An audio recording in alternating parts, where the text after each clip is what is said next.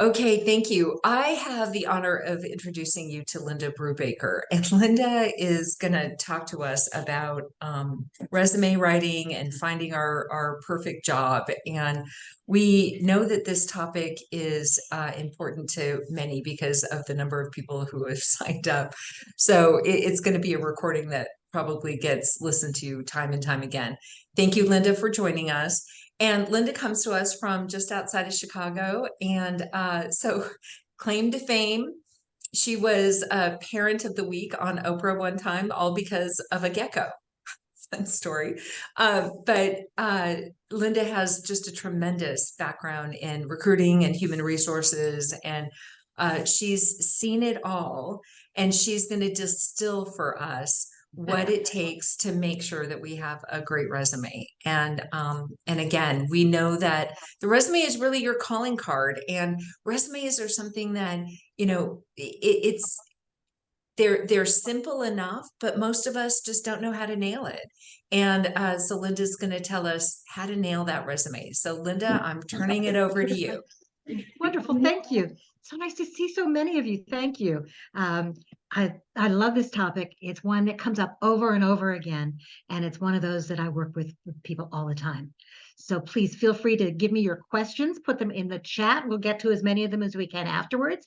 And if we can't answer them today, if I haven't answered them in the presentation or when we're done, I will try and get back to you with an answer and post it so that everybody gets a chance to see that as well. Okay, perfect. I'm going to share my screen. Okay, and as I do, okay, let's see whether we can get there.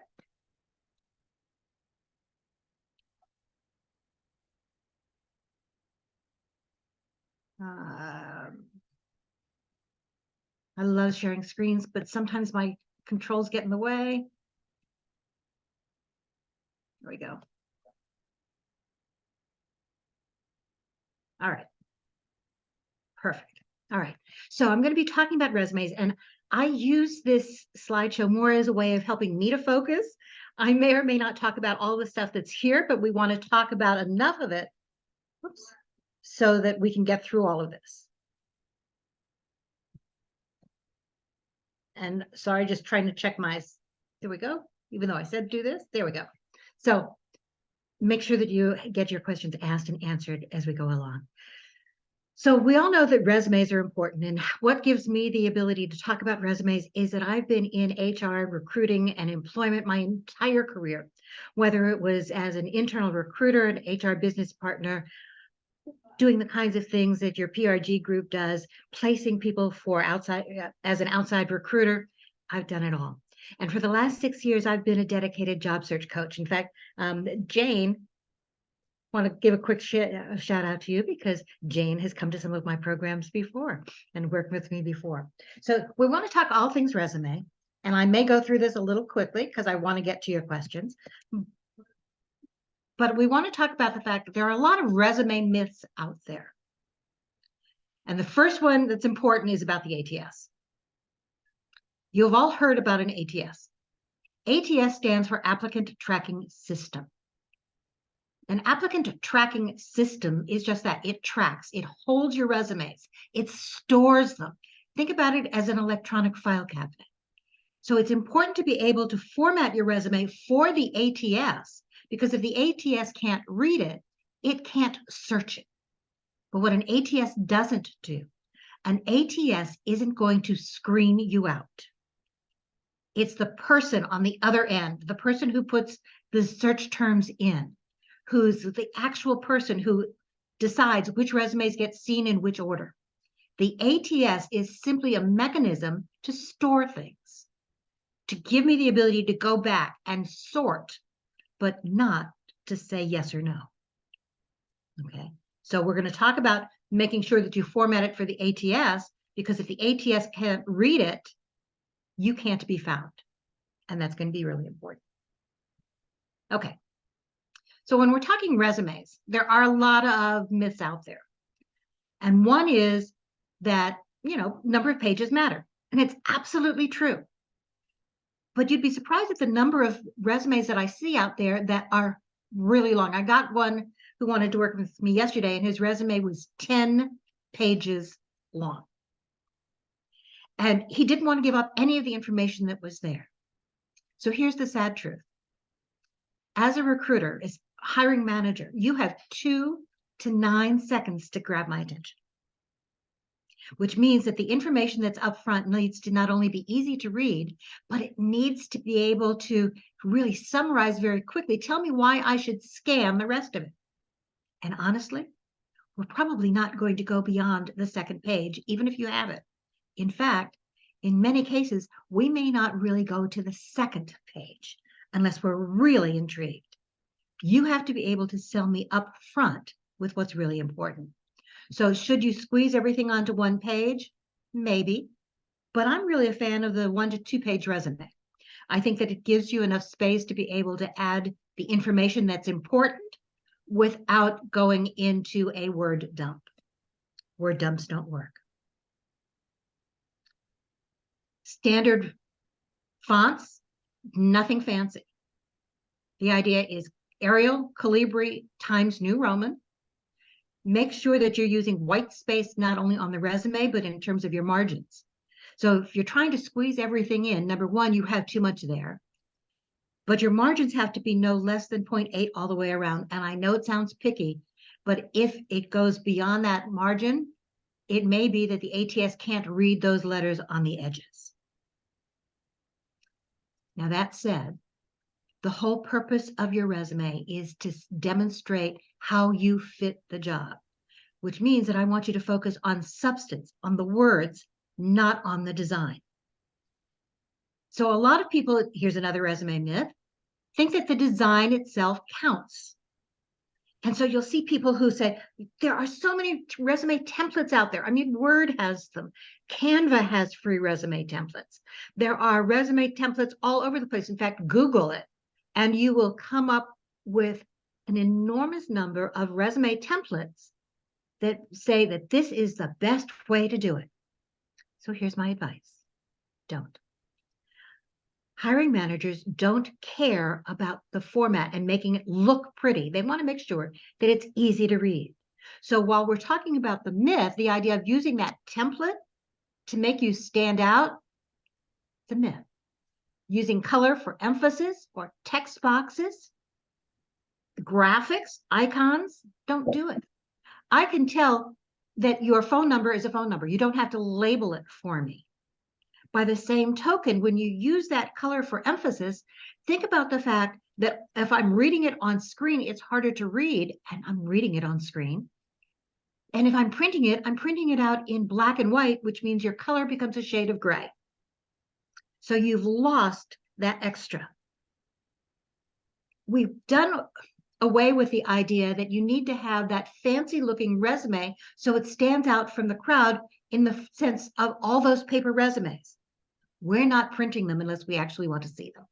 So what you want to do is make sure that your resume is easy to read by what I call the dummy on my side of the desk or the screen. It's important for you to format it so that I can find the information I need quickly, which means no templates, no text boxes, no color, no graphics. Plain, simple, dull, boring, because what I'm interested in is the content and make it very easy for me to find that content. So focus in on substance, not on the design. So if we're talking about substance, what do we really mean? You need to make sure that you've got your standard contact information, right? Your phone number, your email address, your LinkedIn URL, and to be honest, that's the only contact information you really need. If you want to include a city and state, you can do that, but don't include your address. Addresses, no street addresses, no longer belong on a resume. It makes you look older than you are. Make sure that your email address and your LinkedIn URL are both clickable links. You want to make it easy for me to get in touch with you when I do, which means that if you're adding that information and you're adding those clickable links, don't add them in a header. Put them straight at the top of the page. If it's in a header, what often happens is when I'm reading it on screen, that contact information doesn't show up. More importantly, if it's in a header, you've gone to the trouble of adding that clickable link to your email address and your URL. If it's in a header, I can't click it, which defeats your purpose. Okay, there we go. All right. So now let's start talking about substance. And I'm going to go through this quickly because what I really want to do at the end is make sure that we focus in on as many of your questions as we can. So if we're talking about resumes and what's most important, think about it. When many of us put our resumes together, and some of us put them together at least initially a while ago, or we've been in the same job for a while and trying to figure out how to do it again, we'd start at the top of the page with an objective that says you want to make it clear what you're looking for and why you're looking for it. That's no longer done. Unless this is your very first professional job out of school, I don't care about what you want. I want a professional summary instead. Professional summary, whether you label it that or not, is who you are in relationship to the job. The objective says what you want.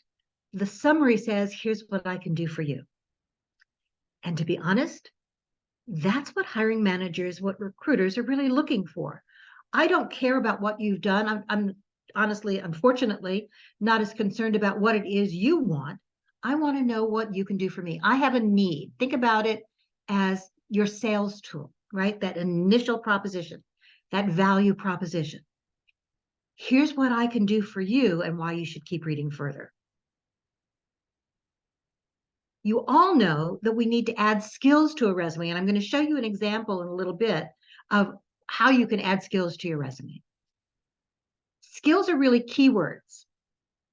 I want you to make them easy to read.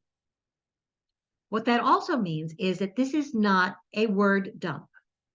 I don't care about everything you've ever done. I care about what you can do for me. So I only want to see those skills, those keywords that are specifically related to the job, which means that I'm really looking for probably 6 to maybe 18 of those keywords or skills. Now, I said keywords specifically because in many cases, whether I'm running it through that ATS to sort the resumes and figure out which ones I want to see first, or whether I'm using my human eyes as that sorting mechanism, I want to quickly be able to see what you can do for me and my job. It also means that I have my own internal Boolean search tool. Think about it. Almost every job out there is going to say Microsoft Office. It's going to say leadership skills. But if everybody adds those terms to the resume in that skills section, it doesn't help me to sort one from another. Adding Microsoft Office, unless what you're doing is an admin kind of a role, is almost like saying these days that you know how to answer the phone. It's not something that's necessary to add to the resume. It's an assumption. So keywords would be going into that resume and actually, or into that job posting and pulling out, if you were doing a Google search to try and narrow down candidates for that field, what terms would you be looking for? Now, they're not all skills. Sometimes it could be industry-related experience. So if you're looking for a job in the healthcare field, for example, and you have healthcare experience, I'm going to add healthcare experience as one of those keywords. It's not a skill, but it helps you stand out quickly from the other people who are applying for those jobs. One of the things we often forget to do is we forget to really highlight our accomplishments. Sometimes we'll add those underneath individual jobs. But if I've got only 2 to 9 seconds to really scan that resume, I want to quickly see up front what you can do for me. And when I'm talking about accomplishments, I really want not everything you've ever done. I want to know the most significant things you've done anywhere in your history that can be related to the new job. And I'm really talking only 2 to 8 of those bullets, because if it goes beyond that, I may no longer look. I get bored. So when I'm talking about those accomplishments, I need them to be both a combination of specific and generic. If you're tying it to an old job, you're tying it to terms from that old industry, I'm only going to see that accomplishment in that past role. Too many of us, when we talk about resumes, we look at it as an historical document. And that's true. You are talking about your history, but the focus of that professional summary of those skills, of this accomplishment section, is to show how you're looking forward and positioning yourself for the new job, which means that these accomplishments have to really talk about something that relates to what I can see in my new role. In terms of experience, I freely admit I have more than 15 years worth of experience. If you look on my LinkedIn profile, I'm going to do something on my LinkedIn profile that I don't recommend you do on a resume. I'm not even sure I recommend it on a LinkedIn profile. And that is to go back further than 15 years. There are a couple of reasons for that. Limiting your experience on your resume to 15 years tells me that you've got some significant experience that is current. If it's older than 10 to 15 years, in many cases, unfortunately, hiring managers have told us they no longer really pay attention to it. It's older, it's out of date, it doesn't count. And I know that's hard to hear. But the other thing is that anything that's over 15 years really ages you. Now, what happens if you've been in the job for more than 15 years or with that company for more than 15 years? Remind me. And at the end of the session, I'm going to talk about that. Your word choice matters, which means never, ever, ever say responsible for. If that's anywhere on your resume, take it out immediately. Responsible for says, here's what I was asked to do. It's a job description word. I don't want to hear what you were responsible for. I want to know what you did, which means actions and results, not the everyday tasks that you had in order to accomplish those. And it's important not to use company jargon or even industry jargon. If I don't know what it means, it doesn't make any sense to me. So if you're talking, for example, even about a specific proprietary piece of software, unless it's used outside of your industry or outside of your company, use the generic term for it, because otherwise I have no idea what it means. One of the things we forget is that you want people in your resume, you want them to call you because they want to know more about how this worked. What did you do? How did you come about? What was the result? Not what does it mean? If they have to ask what it means, they will bypass it. So I mentioned, how do you handle that older experience? If we know, and we do, that experience over 15 years old is often listed as irrelevant, then trying to list every piece of it is only going to hurt you. If something that you did in the years prior to the last 15 is important for the new job, and again, for the new job, then what I recommend is adding an additional heading. So you've got your skills, your accomplishments, your experience, and then you're going to add another heading that says additional related experience. Now, the term related experience is what's really important. Not every job you've ever done. You don't need to go back to college. There could be, and you're laughing, but there are people that I've seen that do that. But if you have a job that doesn't match what it is you want to do, the fact that you were selling widgets and now you're in the strategic planning kind of phase of your career, selling widgets doesn't help sell you into the new job. So it's additional related experience, only those jobs that are specifically related to the new job you're looking at, and only list them if they aren't listed anywhere else, if what you've learned there isn't available from something that's older or that's younger than 15 years.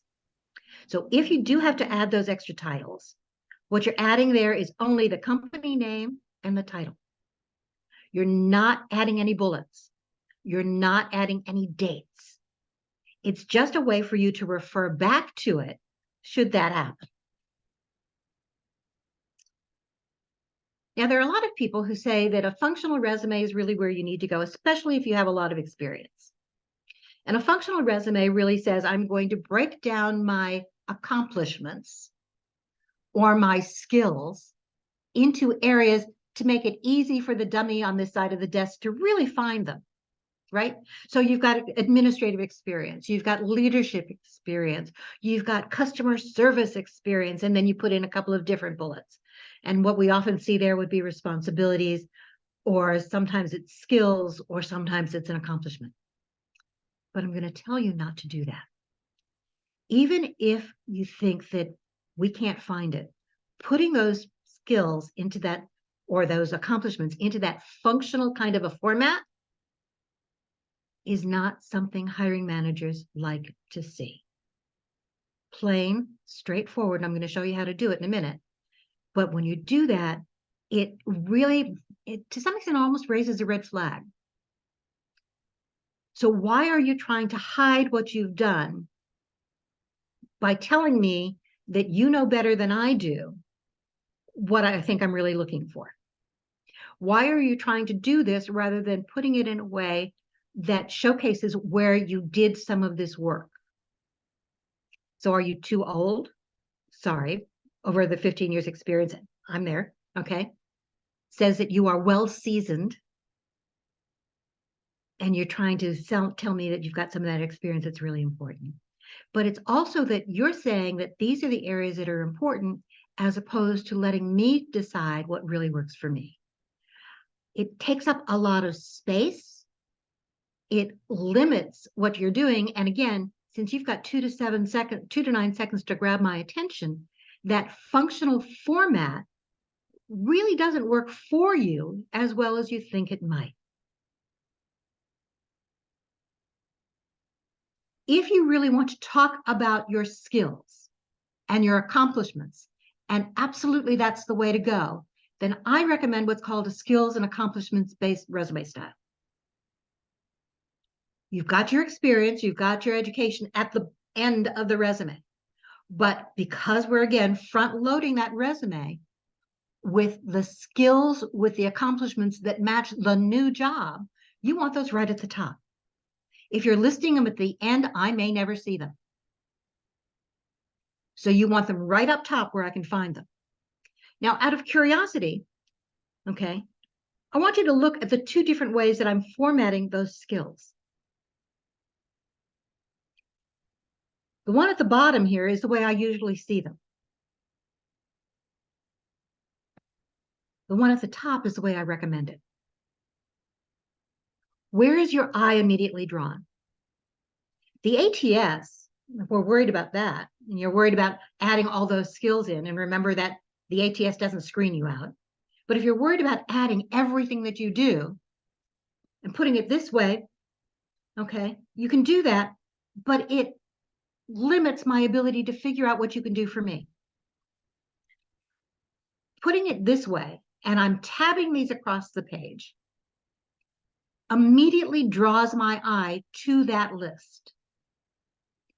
I recommend actually tabbing them across the page using 6 to 18 of those skills or keyword terms. Each of those terms is probably about 1 to 3 words each. There's no explanation there. It's really just draw my eye in. And whether it's the ATS or, more importantly, my human ATS, okay, my human tracking system, you're immediately showing me how you match my job because these are pulled directly from the posting. Your skills section is designed to highlight how you fit. It is not everything you've ever done. It is what you can do for me. Well, as much as this hurts, I know we all have lots of great experience. But if the keyword, if that skill doesn't match the new job, don't list it up top. It's more of a screen out than a screen in. So I want you to have a separate section for skills, and I want you to have a separate section for accomplishments. And to be honest, you can switch the order of those. Play with it, see what works. the higher the level of the position you're going for, the more likely that I would be to do accomplishments first and then skills and then experience, but otherwise do skills, accomplishments, experience. In the accomplishments section, what I'm looking for here, these really are bullets. And these are not activities. This is not that I was able to work in cross-functional teams to do X, Y, and Z. If it's longer than 2 lines, I stop reading. I really want bottom line here. So many of you have heard of a STAR story, right? You probably talked about that in your boot camp. Situation, task, action, result. Jane knows that I talk about START stories. And I add an extra T because that extra T at the end is how does this tie in to the new job, or how does it transfer? So if you're talking about accomplishments and what you're adding up here, it's not that full START story. It's just the end, the result. That's what becomes important here. And I want you to choose those accomplishments, those 2 to 8 most significant things that you've done anywhere in your history that match the new job. If we can throw in metrics or numbers, that's fantastic. But some of us don't have those in our jobs. So you need to talk about something that is significant that you did that again relates to that new job in a way that comes. Now, the reason that I pull them to the top rather than just leaving them under the jobs is that it makes them both specific and generic. You're giving me the bottom line result, but you're not tying it to the old job or the old company. It makes it easy for me to see how you could do that for me. If you increased sales by X number of dollars year over year, that says, I don't want to know how you did it or what the product was, unless it's specifically a competitor of mine. But that tells me that you've got the skill set to do that. And it makes me think. If you reduced time to fill orders by X, you reduced days outstanding, that's saying that skill, that activity that you did to achieve that, you can bring that with you from one job to another. So specific and generic, and it's hard to do, but that's exactly what you want to try. Okay. So here's the last resume myth. It's one and done. It's not. You have to customize it every time. That's the best practice. And focus in on what you can do for them, not everything you've ever done. So here's an example of how I might do something. And this one is a little long, okay? We're still working on some of this. Your title, if you're going to add it, is the title of the new position that you're looking at, which means that that changes every time. It's your name, your location, your email, phone, and LinkedIn URL. Email and URL are clickable links. That summary is where you highlight what you can do for them in a couple of sentences. My recommendation, my preference is that it be no longer than 4 to 5 lines because people stop reading. Think tweets, think bullets, think very short attention span. Now, here's the way it looks if we're talking about that areas of expertise. And you're talking about areas of expertise, or you're talking skills, whatever it is you want to call it. I'd be careful about trying to get too creative here. This is not a time for creativity. It's a time for really showing me what you can do for me. These terms were pulled directly from the posting. Now, that's important because it demonstrates, number one, that I understand what the job is all about. It demonstrates that I know that other things that I can do may not happen in this job, and I'm okay with that. I'm highlighting specifically what I can do for you because I've read that. And by putting it up there, if you're worried about skills match in an ATS, now I've got it. But more importantly, my human eye, 3 across, psychologically appealing. Don't ask me why, but it works. The white space immediately directs your eye, and I can easily see at a glance what you can do related to what it is that I need. Accomplishments. Again, very specific and yet generic. I'm not tying them to anything else. So 15% sales growth year over year. And I'm telling you a little bit about what I did and what of those areas are.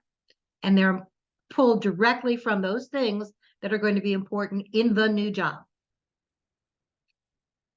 If you're talking about your resume in terms of the rest of it, you may want to add just a little line or, excuse me, a couple of words about what, sorry, there we go, what that company does, just help position it. And then you're putting in bullets. My recommendation for each job is that you really want no more than 3 to 5 bullets per job. This one has 6. But again, I want to see you in my role. I don't need a dump of everything you've ever done. So you need to be selective. And that sometimes means that even though the top areas to customize would be the skills, the accomplishments up top, and that title, if you can customize even the bullets you're putting under your jobs, that's a great way to do that too. Your education, certifications, and relevant training come at the end. If you've been out of school for more than 2 years, then school clubs, honors, grade point average doesn't belong. If you've been out of school for longer than 10 years, remove the date of the degrees. Now you'll notice though that I did add in some additional certifications and training. Not every class you've taken, but if it's relevant for the new job, it helps. And I recommend that you can add at least 1 or 2 training programs, certifications that you've taken that are related to the new job that you've done within the last 2 to 3 years. If you haven't finished it yet, then say expected completion date. The reason for adding those new things is it shows you are continually learning. It shows you're updating your skills. It shows that you know that what they're looking for is something that you feel is important too. Okay. Before I go to Q&A, 2 quickies, and I know I ran through that very quickly. Connect with me on LinkedIn. All you have to do is, because I really prefer some sort of a message, just say PRG this morning or coffee chat. That works. And by the way, there is another Linda Brubaker who's also a doctor out there, okay? So be careful. She and I used to get each other's mail, actually, because she was in the Chicagoland area before she moved out to California. So make sure you've got the right one, which is why this QR code goes directly to me. If you'd like a quick conversation, this QR code will lead you directly to my calendar for a 20-minute chat. If we haven't answered a question here and you want a quick one, we can do that. If you'd like to talk more about your job search, this conversation will work as well. Okay. All right. I'm going to stop the share. There are a lot of things in the chat. I'm going to take a look over there. By the way, make sure that, as you all know, you've got your LinkedIn URLs in the chat so that we can connect with one another. I saw one very early on who'd put his LinkedIn URL in there and forgot that he needs to have the HTTPS://. Okay. All the rest of that. So it's the URL, but it's not a clickable link. Okay, Linda, let's start with Karen's question. Okay. So she says, what if we want in a role, in a new role is not, if what we want in a new role is not similar to our recent job? For example, we're looking for something closer to older roles, even way past, if not functional, and we're removing old jobs. How can we minimize our most recent role and highlight older roles? Okay, that's a great question, and I see that a lot. It's one of the advantages of using that skills and accomplishment-based resume and using that section at the bottom that says additional related experience. In that section called additional related experience, Karen, that's where you're going to list those companies and job titles that you want to go back to. Adding them to the resume means that you can also add skills up top or accomplishments up top that come from those jobs. What I'm going to suggest is that you focus there, and your resume may be shorter than the others because you only want to put in a couple of bullets under your current jobs. Okay, the ones that you no longer want to do. So in this case, I would probably add about 2 to 3 bullets for those current jobs so that you focus in more on the skills and accomplishments that come from the old ones. And since you're not saying how long ago they were and you're highlighting them up front, they become relevant. Also make sure that you, in your case specifically, that you have at least 2 recent courses, certifications, training programs, something that relates to what you used to do to make it current. And that will help. Okay, and then Ken asks, does additional related experience work in LinkedIn formatting? Unfortunately, it doesn't. It's one of the things we're trying to get. So one of the things that I actually got a LinkedIn message this morning, I don't know whether some of you have noticed that LinkedIn was trying to limit the number of connection requests with messages that you could make. Oh, And wow. okay, with a free account. That you could only have 10 a month was what their initial request was. Enough of us complained about it, not only on LinkedIn posts and got those conversations going, but actually sent the complaint form or the feedback form to LinkedIn that I got a message this morning saying they're withdrawing that. So I haven't had a chance to fully vet that yet, but it looks as though there's no issue. So no more, maybe no more limit then, or is So it? it appears, and I can't say this for sure because honestly, I didn't read the message fully before I got onto the call this morning. But the message that I got was, yay, we did it, with a big X through the thing saying that there is a restriction. So it appears as though you can still write a message request with your LinkedIn connection requests. Okay. Now you have a limit with a free account of X number a day or a week, but not anything beyond that. And Okay. So, somebody else asks, there are many questions in here, so Good. let's go through them. Are you saying the accomplishments are a second section, a separate section, not tied to your role? Yes, absolutely. If Okay. it's tied to your role, it becomes tied to your role. These are the ones that you're pulling out that you really want me to focus on. Okay, and then Ian asks, and a lot of people have this, and I really believe that highlighting past jobs that are impressive, maybe not with the years. So Ian says, I've worked for over 20 years. These jobs were my most important and impressive part of my career. Since then, I've had less important jobs experience. My concern is that my most important jobs are at the top, are not at the top of my resume and may not be read first. How should I rectify that? So the question is, are those most important jobs, those most significant ones, related to the job you really want? Yes. Okay. Remember that I'm not necessarily concerned about the companies unless it's a direct match to what I want. And job titles vary so much from company to company that trying to match those doesn't necessarily work. If you're highlighting the accomplishments that you had in those more impressive jobs, that will help. In your cover letter, and yes, I recommend a cover letter each and every time, you can talk about some of the facts that you had some of those previous jobs without aging yourself by putting in those dates. Having worked for companies like X, Y, and Z in roles ranging from this to this, I'm excited to now move my career in this direction for this job. Talk about the journey and why this is important. Okay, Meredith asks, I'm thinking about independent consulting. Should the resume be formatted differently or contain different content? So the way that we're talking about the format right now is for you selling yourself into a job.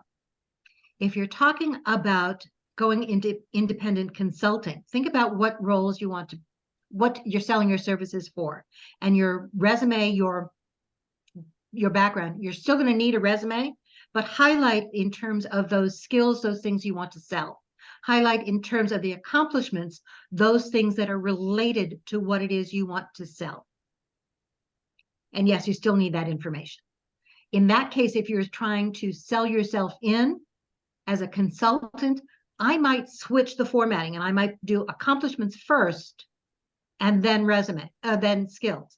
But in addition, if you're selling yourself in as an independent, or even when you're selling yourself in as a job, make sure you've got current recommendations on LinkedIn. Make sure that that focus is there as well.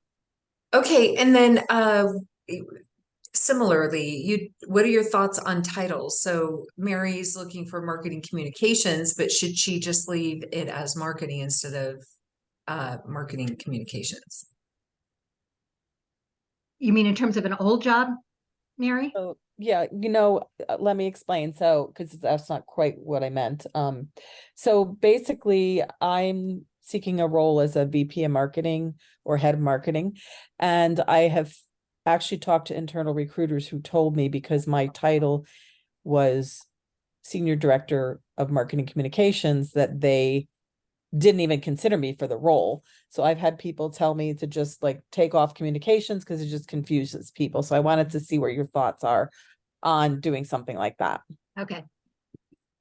So what I might do, and it's a tricky area, and that is that you have to be able to use the title that matches what companies are going to say when they do a background check. However, what you can do, if it was marketing and communications, you can do senior director of marketing and communications dash equivalent to, or marketing focus. If it was director of marketing and communications and you're going to change it on LinkedIn as well, you can also just say director of marketing, senior director of marketing. You don't have to include the full title. You just have to be consistent. Yeah, okay, that's actually what I did, because the other reason I did that is because the searches for marketing are generally like senior director, VP, and they're not as many for like marketing communications, even though I did both. So thank you. Okay. And what I might do actually then, Mary, or what other people can do is you can do it and separate them out as two separate titles. Oh, okay. You can say senior director of marketing and senior director of communications. You've got the same dates for both, but both titles then show up. Okay. Thank you. Mm-hmm.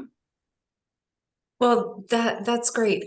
There's a few questions about past jobs. So working for impressive companies way back, how would you list that? So again, it's only important if the role is what's important. It doesn't matter the company per se, but if you were working for an impressive company in a minor kind of a role, the company itself doesn't make any difference.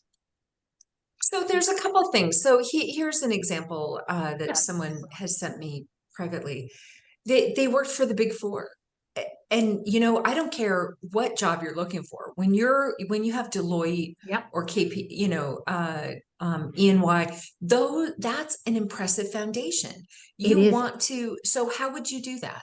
So if it is, again, in a job that would use that, so I would put it up top in the skill section. Remember I said it was keywords. And one of my keywords up there would be Big Four experience. Okay. Okay. And I think that will help. At that point, I don't really care whether it's KPMG or who it was. And you're going to have that company name in that additional related experience, but you've highlighted it up front. And now I'm going to know to take a look. Okay. That helps. Let's see. I think we've addressed all of the questions that I've gotten, unless other people have gotten more questions sent to them. Anybody else? Let's just open it up real quick. Who has a question while we have Linda here? Can I ask a question? Yes. Oh, sure. Yes. So you mentioned to highlight jobs that are related to the job I'm applying to. But do I remove them from my experience in the past, or do I keep them there still? So you need to, your resume in terms of the experience needs to be a chronology. Don't list gaps. Okay, so don't pick and choose which ones you're going to highlight. And if the job is related, the job you had is related, don't just bring it up to the top. I really want to see it in terms of that reverse chronology, the most current first. But make sure that if the job is related and it's not in that 10 to 15 year gap, you add that additional related experience and list that company and that title there so you can refer back to it. Okay. And when you take specific experience from these jobs, do you remove those bullet points from the jobs themselves, or you keep them there still? So if you're asking whether or not we're talking or adding the accomplishments, Right. don't list the accomplishment under both the job and Okay. under the accomplishment section. Okay. One of the reasons for pulling it up front is to take it out of the job so that it becomes visually more transferable. Okay. Thank you. I see. Okay, Deborah has a question. Yeah, this is related to resumes. It's actually on LinkedIn, but someone else mentioned the titles that recruiters typically use to find her type of job. I'm in a really niche specialty, and I actually don't really know what a recruiter might use to find my type of person. How would I find that out? So how are you finding job titles to apply to? I'm using a lot of keyword searches in LinkedIn and Google Jobs that it's getting past the job title into the body of Perfect. the job, because the titles are all over the map Absolutely. and very inaccurate and confusing. I can't go by title for my specialty. And that's normally the case, is because titles vary so much from company to company, that looking for those jobs based on skills or based on activities is absolutely the way that I recommend it. Mm-hmm. But look at the titles for those jobs that are pulling up. And when you're trying to find yourself and trying to label yourself, then make sure that that title or something similar shows up someplace on your LinkedIn profile. Mm-hmm. Okay. Now, sometimes as a recruiter, I'm going to do a search by title. Absolutely. But I'm also going to do it on the basis of the skills that are up there. Now, in your LinkedIn profile, at the very top, in that headline, Mm-hmm. you don't have to use job titles that you've currently gotten. Use those Right. skills, use those titles that you're looking for. Yeah, I'm going to I'll find you that way. Yeah, I'm keyword optimized up there at the top. It's the titles that throw me a little But I bit. would use, when I'm doing the search Mm-hmm. in LinkedIn, if that title shows up in your headline, I'm going to find it there too. Okay.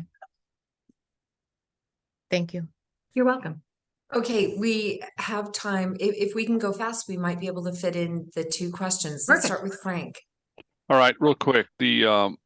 I love your summary and accomplishments at the top, but that's probably going to make that a half a page pretty close too, I would think. And then the next thing I have is on accomplishments. Are you a proponent of the XYZ formula or just the XY? In other words, leave out the how. So I would just do the XY. I don't need the how at that point. If you do the how, you're limiting yourself in terms of your interview story. It's going to be redundant. Not only that, it's going to make it too long and I'm going to lose the ability to read it all. Okay, because remember my short attention span. The how also limits it in terms of tying it to an old position or an old role. I want to know what you want to do. And you want me to ask the how. Gee, that's really interesting. How did you do that? Right? It's the intriguing section. Oh, that's great. Oh, okay, David Bowen, and that's the last question that we'll be able to take. So Dave, hit it. Yeah, perfect. Thanks. Appreciate all the input. Quick Sure. question on that accomplishment section, because that's, I think, a little bit different than some things I've heard in the past. How does that actually play into ATS systems? So you're dropping it into something like Workday and it just doesn't even know what to do with it. And then it kind of screws up a little bit of the experience. So how does that play into when you're actually applying? Okay, so here's an ATS trick. Remember that what you need to do is you need to upload a resume. And it is true that every ATS system has a different formatting in terms of where they're going to find information. I don't care. You not only upload a resume, you're going to attach a resume. The ATS is going to read both. As the recruiter, as a hiring manager, I'm going to read the resume that you attach. I'm not reading the one that you uploaded. So if you're concerned about how the ATS is going to read it, then you can use your resume in 2 different formats, and you can include the one with the accomplishments underneath each individual job if you prefer, as you're uploading that resume. Or, and this is the way I actually prefer it, is you take the time and you go ahead and you yourself cut and paste to add it into the right spots. I know it takes a lot of time, but the ATS doesn't care where that information is as long as it can figure out what job titles you had, what companies you worked at, and what the dates were. And one last thing about the ATS in terms of finding the information, every single ATS that I've ever used, and it's one of the things that I love, if I put in a search term to tell me I want somebody who's got this skill, when I look at your resume on screen, that skill is going to be highlighted in yellow, whether it is in your resume, wherever it shows up in your resume, or whether it's in your cover letter, it doesn't matter. It's still going to be that highlight for me. And remember, it's the human that's going to make the determination as to who I talk to and when I talk to you. It's not the machine. All right. Well, thank you, Linda. And it's clear that this topic is really important to many. And okay, so we'll make sure that we send out the recording. We'll send out your slides, how to contact you.